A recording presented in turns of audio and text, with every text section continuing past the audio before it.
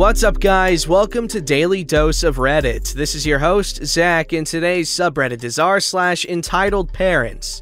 This story is called, "You Can't Use Being Pregnant and Not Feeling Good Forever as a Reason Not to Watch My Kids for Free." This happened years ago when my husband and I lived on a military base, and I ran an in-home daycare that was regulated through Child and Youth Services, or CYS for those who are fans of acronyms. We had one child of our own, and it was a remote base, so jobs were scarce. So I figured this was a good option for me to work and be able to also stay home with our kiddo. The daycare spots were a shortage, and that meant I was full and even had a wait list. This also meant I could kinda pick and choose the kids I had in my care. For the most part, I had great kids and decent parents. I even became friends with one of the sets of parents, and that was my mistake. This mom, let's call her Karen, seemed to be normal, not entitled, when we first met. We even had her family over for barbecues on a couple of weekends, and things were good.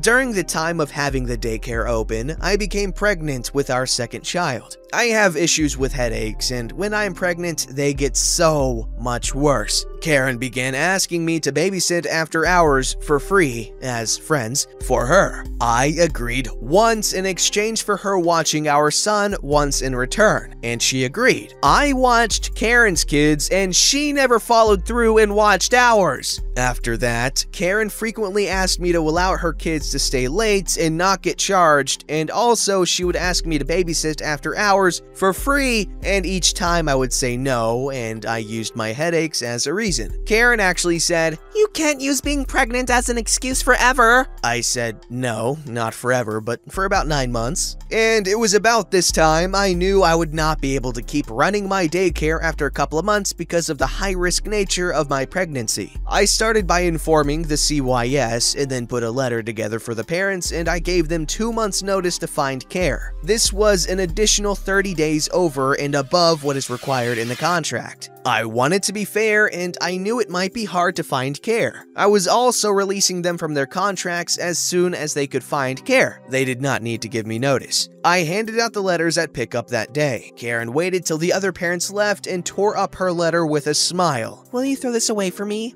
Sure, but you get the gist, right?" "Yeah, you're closing your daycare because you're pregnant and don't want to deal with all those other people." "No, I am closing because I have a high-risk pregnancy and my doctor says I shouldn't be chasing after all the kids, and I will have lots of appointments." "Yeah, but you can still watch Kid 1 and Kid 2 for me, and since you won't be a full daycare, you can do it for a lot cheaper." "Karen, I am closing my daycare." "Okay, then you can at least watch my kids for free while I find daycare and be my backup care." "No, I am sorry, Karen, but I am not doing that." "This is ridiculous. Women get pregnant all the time and you already have to watch your son, so you can totally watch my 2 kids too. Are you telling me you can't watch your son either?" "I am not going into this. I think it's time for you to find a new provider." "Fine, but I don't think I should have to pay you while I look." "You have to pay or I will stop watching your kids." Karen left with her kids. She kept bringing her kids, and when it came time for her payment, all of a sudden her husband came to get the kids and dropped them off and said Karen will be bringing the payment. This went on for 2 days, and then I told him that if I wasn't paid, I would not accept the kids into care and they would still owe me for the past due. Karen showed up on the 3rd day and wrote a check. This was normal, but it bounced, and that was not. I contacted CYS and let them know per the contract. I gave them an invoice with a $25 non-sufficient funds fee and a 48-hour notice to pay full in cash. Karen's husband showed up and paid, but he said Karen was going to be upset because she did not want to pay. I guess she felt I should be watching their kids for free since I am closing my daycare. I talked to her husband and said I feel it's best he finds new care as soon as possible, and that until he does, I would need to be paid in advance for the care. I had the kids for 2 weeks more.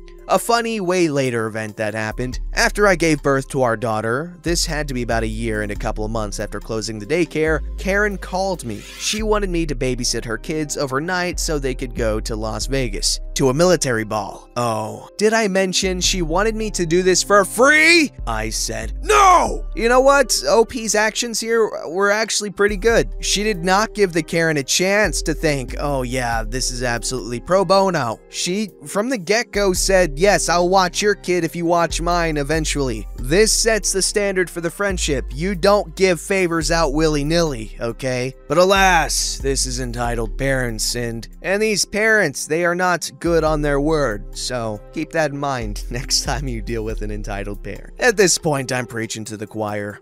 This story's called RSVP, Don't Just Show Up. Birthday parties aren't just free babysitting. My daughter was turning 7 and we were having a birthday party where we invited the entire class. We were hoping not everyone would come, but we also didn't want to exclude anyone. We had the party at our house, and no, we did not have a huge house. It was just a normal house with a normal city yard. But we did have a fenced lot, so that helped. We got a really big bounce house thing. It had a slide in the castle part. We ordered lots of pizzas and had cake and cookies. I made really cool goodie bags too. We sent out invitations with clearly marked directions that RSVP is required, and the due date for all RSVPs. Again, we were inviting 20 plus kids and needed a proper head count. This all is important information for the story. 13 kids RSVP'd and we were thrilled. It was, of course, all our daughter's good friends, some people that she played with sometimes, and then a couple that were just in her class. With this information, I got to go into full planning mode. I know I was going over the top, but we wanted it to be really cool. We had a costume party because her birthday is the week of Halloween. We had the house decorated with a haunted maze with animatronics and everything. The previously mentioned bounce house, and each kid was given a gift goodie bag with a cool toy and candy. It wasn't cheap dollar store stuff either. Not that there is anything wrong with the dollar store. An additional note that was on the invite. The party is from 12 to 2. Parents are encouraged to stay and enjoy the party with us. If you choose to drop off your child, please note we will need a contact number where someone can be reached during the party, and all parents must be back no later than 2 p.m. to pick up your child. Day of the party, it is 11:30 and kids start showing up. The early kiddos were some of our daughter's best friends. All the guests trickle in between 11:30 and 12:10. Here is why I am posting the story. We had 13 RSVPs. We had 19 kids show up. I only had 14 bags made, 13 for guests, 1 for the birthday girl. So you would think the math was easy, but it still wasn't adding up. 13 RSVP'd and showed up. 5 more classmates who didn't RSVP show up, but that left 1. Some entitled mother snuck a younger sibling in the house as she was leaving after giving me her phone number and left. We will refer to the sibling as younger sibling. I now have a roster. The kids are playing and having fun, but I am a stress monster trying to figure this out. I cross-referenced this kid with the parents who stayed and the ones who left and made sure we did have numbers for all parents who left. Thank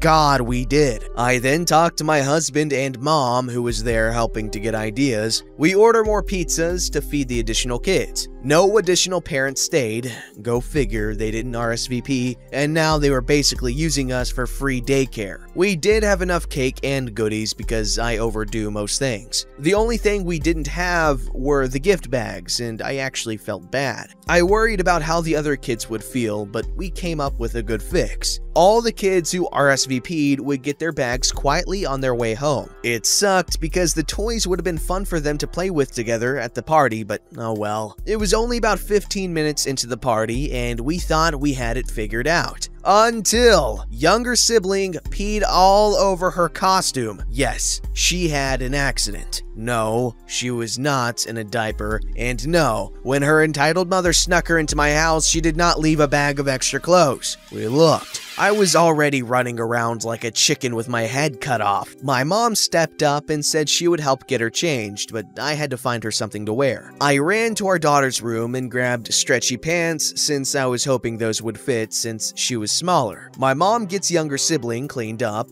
I try calling entitled mother to tell her she has to come get younger sibling now, but take a wild guess. Entitled mother doesn't answer, but I left her a message. The younger sibling went back to playing, and I couldn't make this up if I wanted to, but younger sibling peed herself again within 13 minutes. This time my mom said no, she was not cleaning her up, so it was left to me. Again, I run and get a pair, the last pair mind you, of stretchy pants, get her cleaned up, and now I am mad as hell. I tried calling entitled mother again. Still no answer. I continue to call every 5 minutes. At this point, I have to watch where younger sibling sits and everything because she could pee on anything. Thankfully, all the other moms were helping ask if younger sibling needed to go potty and kept taking her, but we were limiting the amount younger sibling drank. Finally, it was time for the party to be over, and I was so thankful. I was so stressed. I would never invite that many people again. When each of the entitled parents that didn't RSVP showed up to collect their kids, they asked if they had fun. Some asked if they got goodie bags. For those, I said if you would have RSVP, they would get one. I was glad to have them gone. Now, when entitled mother finally showed up at 2:10, I was not friendly. I informed her that her actions are inexcusable. Not only did she not RSVP, she snuck younger sibling in. She did not answer her phone, and now she was late. She is lucky I didn't call the police about an abandoned kid. I told her she would never be invited back, and I let the other parents know what she had pulled. We invited our daughter's good friends to stay and play and watch movies when everyone else left. They did, and everyone relaxed and had fun. First thing I gotta say, we gotta appreciate parents that go all out for their kids' birthdays. That's an insane party for a 7-year-old. Now, I'm not gonna sit here and complain that I have a crappy life or whatever, because I know for a fact that I have it pretty good compared to a lot of other people. My younger years, my birthday parties were pretty cool. However, as I got older, my parents started to give less and less of a crap. I'm not telling this story for pity, I know, I just think it's funny. But for my 16th birthday, okay, most people would throw their kids a sweet 16th birthday party and just go all out. And I know not everyone does that, that's more of a movie thing. This story's called She Can Have Whatever She Wants. Another tale from the stuffed animal store. I was the main showrunner when it came to parties at my location. For those who don't know, that mall teddy bear store actually runs parties, usually birthdays. This story requires some background knowledge on how these parties work, so follow along if you can. Basically, parties break down into packages where each kid gets a choice of animals and accessories for a flat rate. So for a basic bear, dog, and a t-shirt, the parents spend like $18 per kid. For more choices, an animal and a full outfit, it's $25, then $35, etc. Sometimes parents would pay for the 35 pack for their kid, but get everyone else a smaller package. That is not what happened in this story. Inevitably, we would get parents that brought their kid to a birthday party and didn't understand how this worked, and would tell their kid as soon as they got there to go pick an animal regardless of price. Usually this wasn't a big deal. I would just stop the kid, explain how it worked to the parents and group, and all was well. Until Big Karen came. She was Big Karen because on top of the usual warning signs of Karen, she was monstrously overweight. I don't mean in the plus size way, I mean this woman may have been over 600 pounds. Being overweight did not make her terrible though. Come with me on an adventure, my friends. 1 p.m. on a Thursday in the middle of July. Party group is starting to trickle in. I'm handing out name tag stickers for kids and explaining how the process works to parents who are laughing and smiling and being generally pleasant. Suddenly, Big Karen arrives. God, it was so hard to find this damn store. Finally, we're here. I tried not to wince as the parents in the group are pointedly looking away from Big Karen, hoping that it meant nobody knew her. Alas, her adorable child ran up and hugged the birthday girl, and so was given a name tag. Immediately upon receipt of the name tag, Big Karen began again. Alright, go pick an animal. Excuse me, ma'am, but that isn't how it works. She has to pick. Whatever, kid. She can have what she wants. I'll make up the difference. Let's ignore the fact that she called me kid for a moment. The parents, remember, didn't get the birthday kid a higher-end bear. All kids got that $25 per person package. And here's this obnoxious woman trying to flex her wallet on a bunch of second graders. I firmly say, I'm sorry ma'am, but she can't pick anything she wants. I have the animals the kids are allowed to pick from in the basket over here. I don't care. She's getting whatever she likes. I said I'd pay for it. If you choose to get a bear outside the pre-selected options, you'll have to pay the standard pricing for it. Big Karen, barely listening at this point. Fine, fine. She was warned. I informed birthday mom, and all was well. Big Karen was relatively obnoxious throughout the process, particularly during the heart ceremony, which is done in a big group when it's a party. She was literally yelling that it was stupid and a waste of time, and to just get on with it so the kids could dress up their bears already. It became clear quickly why she wanted to get this part, because once the accessorization commenced, she was flexing over everyone else once again. You can have whatever you want. Name of child. These other kids have to get what birthday kid's mom can afford. I was kinda stunned at this point because birthday mom looked like she might cry, but all the kids picked outfits in the budget while I ran around helping to dress their animals. Once we finished, the kids got taken to the front of the store. Birthday mom was thanked and finished paying. All was well as she took all the kids to sit in the food court for lunch. All of them except for Big Karen and her brood. All right, let's go. What? We're going to sit for the birthday party. No, ma'am, you chose to get your bear separately from the party. You still need to pay for the bear and accessories. What? At this point, she was pre-rung on the register and I had her total. Yep, your total it was over $100. That's outrageous, Manager out of the blue says, ma'am, you did agree to purchase your animal outside the party. If you want to keep it with all the accessories, you'll have to pay for it. Karen was real upset about that, but she did pay up and go off grumbling. The party in the food court was much quieter when she arrived. Mostly, I feel bad for the mom, who probably had to scrape together to pay for the party in the first place. Oh, okay, I have some choice words for that. Like I said, we need to appreciate parents that go all out for their children. The mother of the birthday girl, she paid a lot of money to make these kids satisfied with the birthday party, and birthday parties are an ultimate status symbol for little kids. Every freaking kid is walking out of there with a badass stuffed animal, and that's because of the birthday kid's mom paying as much as she did. Okay, that is something we have to appreciate, okay? Birthday mom flexed for her kid the right way. Karen, on the other hand, oh no! I'm sure you could explain away that disgusting behavior by, saying, oh, she's obviously got some self-esteem issues, but honestly, no excuse for that kind of behavior. Birthday mom was out there trying to make everyone have an amazing time, and then Karen had to show up and ruin everyone's time with her. Don't forget to like, subscribe, and hit that bell to never miss an episode.